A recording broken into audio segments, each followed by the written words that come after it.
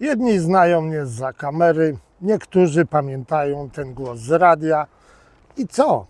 Zapraszam koniecznie, zobaczcie mnie na żywo. I to w nietypowej roli. Jako człowieka żyjącego na dwóch biegunach.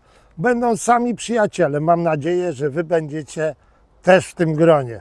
Będzie Jacek Beszczyński, Kasia Gucajtis. Pośpiewamy, pogramy. Zobaczycie film Ryszarda Kruka, Czarne Błoto. Też o pięknym miejscu i o dwubiegunowym facecie. Będziemy dyskutować, rozmawiać, śpiewać. Zaczynamy obchody de facto. Światowy Dzień Choroby Afektywnej Dwubiegunowej. Toruń, Plac Teatralny 1, wejściówka, taka wiarenka pod de facto Teatrem Chorzycy. Zapraszam koniecznie. Poniedziałek 30 marca.